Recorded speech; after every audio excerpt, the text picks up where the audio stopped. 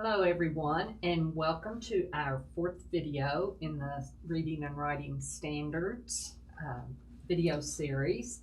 As a reminder, I just want to say that video 1 contained information about the revision process. Video 2 contained information about the organization and structure and the views that are available in the standards document. Video 3 is where we spent a longer amount of time explaining and sharing information about the breakdown view with a focus on the multidimensionality of the standards. And I want to encourage, if you have not looked at that video, to please take the time because it will give you lots of good background information.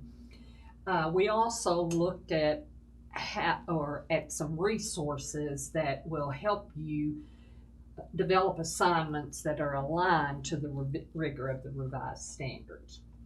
So now where we're moving to is actually talking about specific revisions to note and what should be your next step as a teacher or as a school or as a district, and give you a resource that I've created to help you with that. I do want to tell you that the majority of the information from this video came from the KDE Critical Information Sheet, plus what we've experienced through the 8 to 10 trainings we've already done, feedback from that.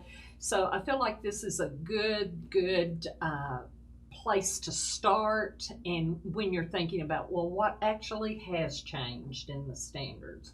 So we're going to get started, and Rebecca will jump in as she can give us some inside information about what occurred during the team's work. So first of all, our learning goal for this video is that you understand how the changes in the standards will affect K-5 instructional practices. Now, if you are a 6 through 12 teacher watching this is still very valuable information for you because the rigor has increased at the K-5 level in several areas, and you need to have an understanding of that as well. So let's go ahead and get started. If you notice the strip down the left side, this tells you that page 910 of the standards document describes the research-based approach for these revisions that have been made in the early literacy. And those of you that teach K-5 may be very interested in knowing about that, so I wanted to make sure we shared that with you. First of all, let's start with our reading foundational skills. Although the language of high frequency words, is only stated in kindergarten, the progression continues into first grade with the next step up in high frequency word recognition, which is decoding regularly spelled one-syllable words. Knowing and decoding those one-syllable high-frequency words is critical for comprehension. Now, that was a mouthful, but what you have to remember is with these revisions to note, we're sharing information that you may think to yourself, why is this being done? And again, down the right side of your slide, you're seeing where you can go find more information. When we talk about reading literature and reading informational text standard 1, inferencing has been added to the K3 standards to improve progression and add what is developmentally appropriate. And through our trainings, teachers were already doing that. Inferencing is a major part of instruction and comprehension, and so a lot of teachers have felt like, well, great, at least it's there. I've been doing it anyway. If you haven't been using the word inference, I strongly advise you use that word with your students. When we're looking at reading literature 2 and reading informational 2, significant changes have been made to K-5 to improve progression. Again, and what is developmentally appropriate. Actually, a lot of this came from the public feedback, which included teacher feedback when it was open, and about the need to clarify Standard 2. Rebecca, do you have anything that you want to add to, because you said you worked on teams that had the early literacy. Right, and most of the conversations around the K-5 revisions of this standard were for clarity and also to make them developmentally appropriate. We've talked about grade level appropriate assignments, to challenge students to do what is developmentally appropriate at those levels, which allows them then to move to a greater rigor. Thank you. Let's move on ahead and let's look at Reading Literature Standard 5. Again, major changes to the K-5 progression so that we're better aligned to the guiding principle. And again, remember, guiding principle is what we want kids to know and be able to do by the time they graduate high school. And Rebecca, correct me if I'm wrong, but it was my understanding that we are starting some skills and terminology earlier within the standard that a lot of teachers were already doing. But the public feedback from that helped to guide that, because once again, the feedback came from the teachers. Right. And so there are changes and things are starting earlier. And that's significant for the kindergarten, first grade, second grade teachers, primary, because there is a move there and they need to pay close attention to those changes. Right. Now, in Reading Informational Standard number 8, the addition of the word claim has been added to the K-5 with the Reading Informational, and it's to improve progression and better align with the guiding principle and the writing. The composition standard 1. Well, I'll have a little bit of changing to do. But in composing a written response. Right. And this one especially, I think, is a good example here of how we moved that language of claim all the way down to kindergarten. And really, this is something that in this work I have come to realize that across the board we have a tendency to to break things down and try to give it a simpler term rather than just call it what it is from the beginning. But if we call it claim from the beginning and we teach students what a claim is, then that's what they're going to know and understand. And that's gonna make employing claim and recognizing claims and analyzing claims when they get to those higher levels come much more naturally. And that is something that I think that we all need to be cognizant of. If we teach kids what something is from the beginning using the appropriate terminology, then that's what they're going to call it. If I tell my little girl that a fork is a gobbledygook from the time she's born, then she's going to say that a fork is a gobbledygook, because that's how we acquire language. So I believe firmly that kids can learn whichever term we choose to teach them. So let's teach them the most academically appropriate term from the beginning. Absolutely. And the groups of teachers that we've worked with agree. They know what their kids can do. The next revision to note, obviously, stands out and is we have lots of discussion about the handwriting standards. We do have 4 new standards: K1, printing, 2, 3, cursive writing. And in the discussions with the teachers that have attended the face-to-face trainings, we always talk about, well, what about those students that are in grade 412 now. We can't forget about those. And every training we have horror stories shared about kids who learn to write their signature in high school so that they can get driver's license. And for many different things. For example, you have to use your written signature in taking the ACT test too. So what do? Well, I think as educators, we want to help kids as much as we can. And several schools have shared with me how they are continuing, especially the elementary schools, are continuing and taking a little time out during the week or day or however they've chosen to do it to help kids learn to do cursive writing.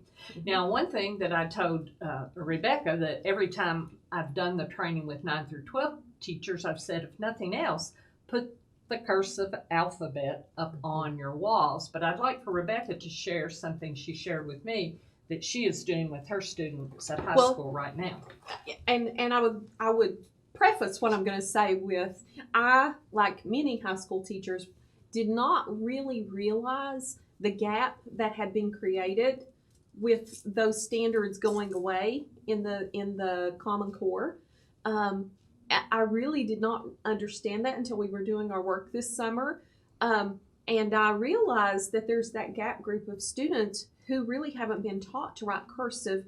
And I was horrified because I really believe, as do most people, I think, would agree that being able to sign your name in cursive, to read cursive writing, is just a fundamental skill of a literate citizen. And so I have ordered and put up along the top of my classroom wall the cursive alphabet, and I'm actually having my students do cursive handwriting practice every day. I won't say that they're enjoying it, but I believe that they need it, and their parents were very happy that they were getting it. So I believe that this is something that we have to fill the gap that's there, because the primary people have a whole new group of kids and standards to deal with, and we have to try to fill that gap. I agree, and kids always in learning something new. Now let's move on to other revisions to note, and these are not just necessarily the early literacy. The first two slides had to do solely with K through 5, but here are some other revisions to note. In looking at reading informational and reading literary standard 6, we're talking about the changes to the entire progression to eliminate confusion that was found. It actually come from the feedback on point of view versus perspective. And I can attest to the fact that the middle school teachers, usually someone always says either hallelujah or, oh, I'm so glad to see this, because that has been a point of contention that needed to be clarified, because there are different types of point of view. And is that what the standard was referring to, or was it perspective of the author? Which absolutely it was perspective of the author when the term point of view. So there's clarity in the progression, and the standard now denotes the depth of this standard and the intended rigor. And you can look at grade 6 through 8, standard 6 specifically about point of view versus perspective. And it's very important for all grade levels to understand this too, but it was really a bone of contention with the middle school. Mm-hmm. Then let's look at standard 10 in both informational and literary reading. Significant change has been included to comprehension strategies, because before they were not explicitly stated, causing them to be omitted or chosen subjectively and embedded. And I know this from experience in helping teachers deconstruct the standards.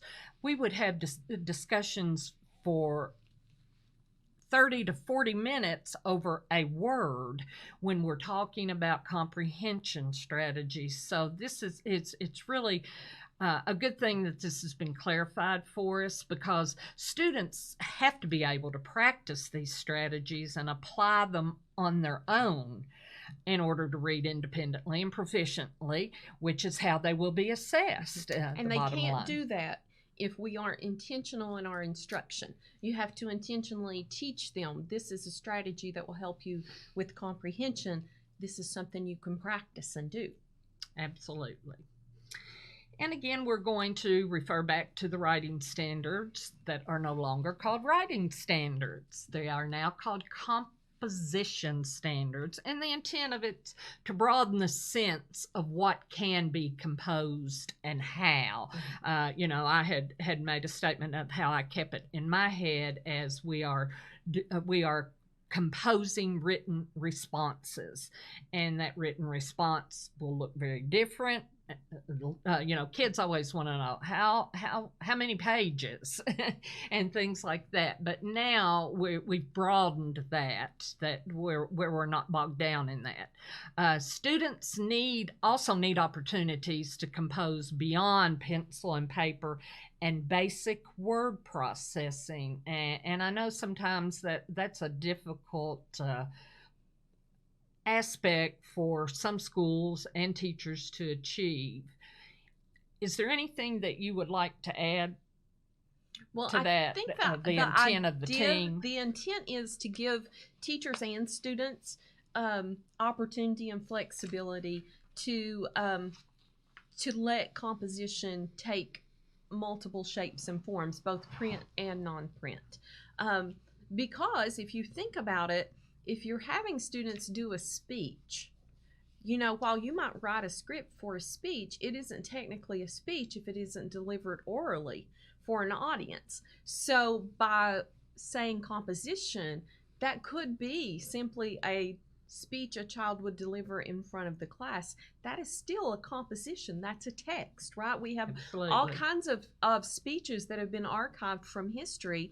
And, I'm thinking about Lou Gehrig's speech, farewell to baseball speech. He didn't have a script for that, but it was a composition. And so it is a text that we study and analyze now. So the opportunities are endless, podcasts for students, video work of that sort. There's so many opportunities to allow students to stretch beyond just a 3.5 essay. Thank you very much. We're going to look at a few more here.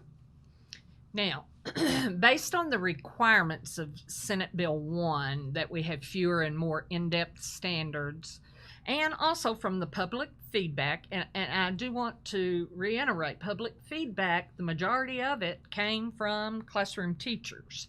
To clarify the wording, there are now 7 composition standards rather than the 10 writing standards we had, because the intent was absolutely to have fewer and more in depth.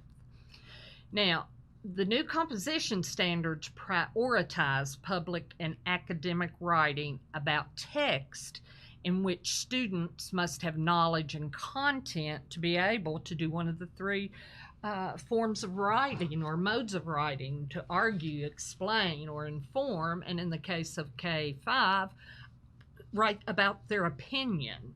So personal writing is still included, especially when we think about that K-5. When we're asking kids to write, the most experience they have is about themselves and their families.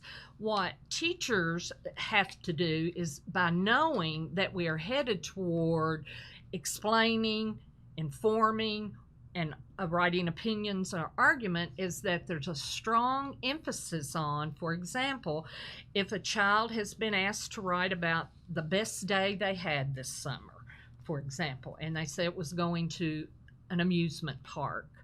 Well, just saying it was fun, the teacher, and especially with her K-3, it's done with prompting and support. The important part of that student writing that narrative is the explanation or informing their readers, and the why. So we have to change that from a creative writing stance to a personal narrative to an explanatory or informational type personal writing. And I think, Carol, too, at K5, narrative is still there. Yes. That hasn't gone away, and the creative aspect of narrative as well. But when you get to grades 8 through 12, narrative is only used as a strategy to enhance those other modes of writing. Right, such as the argument or explanatory. And just this one little statement, and why I'm using this again, make sure you take the time to delve into pages 1 through 20 of the standards document itself, because if I am a K through 5 teacher and I read that basic narrative, personal narrative writing will be embedded within the other two for 8 through 12, we can't wait to 8th grade to teach kids how to do that. So it gives the teachers K7 the opportunity to go ahead and bring kids into where you know they're going. Absolutely. And then we have 5 condensed and clarified language standards now, where before they were also a little bit big and broad, and the standards that we had there were a little redundant because they were found in the writing and reading standards in the other document. Now, what I want to do is, now that if you've watched this is your 4th video, it's like, okay, you've shared lots of good information with me. I've been able to understand what should be the next step. Well, as Rebecca and I both have talked about, these standards are basically deconstructed for you. You know, the multidimensionality has deconstructed the standard and helped us understand how to do learning targets. But we need to understand our own standards at our grade level, what the key revisions are and how that impacts my instruction. And so I took it up on myself, and when I'm doing a training, I actually say I can stand up in church and say I have read every standard K-12 and every strand, because I have available for our schools and teachers a document by grade level that, if you're looking at the left column there, what you're looking at there is grade 3, just a sample. But what you're seeing is the revised standard. This is the standard we have now. You would use the Common Core, the previous standards, and you can have this electronically, so that if you did it in PLCs and one person could be doing the typing, or you can print hard copies of it. Most every grade level is between 9 and 12 pages long. But what you're doing is really making your own crosswalk. Here's what the old standard said. Here's what the new standard said. What was a key revision, if any? I did the 6th grade reading literature the other day, and I came across I just did literary, and there were 3 standards that there were no changes at all. So the key revisions, knowing the key revisions is key to how is that going to impact instruction.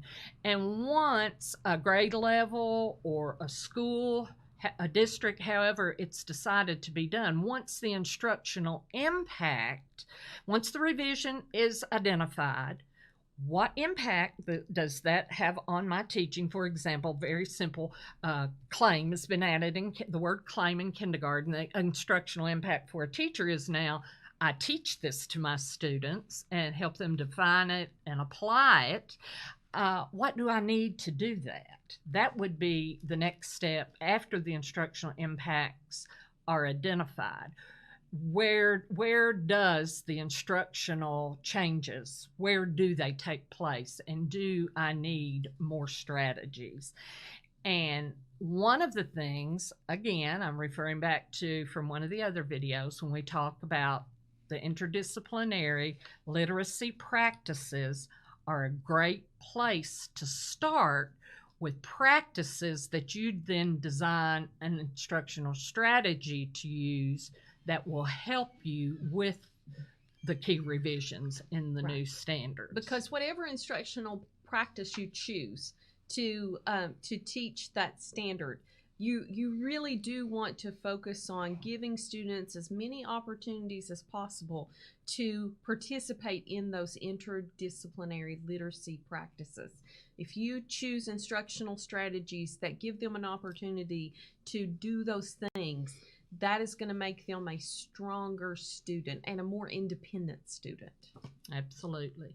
So this is just a teacher-friendly way of doing it. I know I was working with a small group of teachers, just happened to be in that building, they were going through this at the speed of light, identifying the revisions. So this is not a long, laborious progression to do this as it was when we were deconstructing standards. This is just analyzing the revisions and what impact does it have on what I do in the classroom. So we're going to conclude this video with giving you a next step. Our upcoming videos will focus on the 10 interdisciplinary literacy practices and how they can be of benefit to teachers.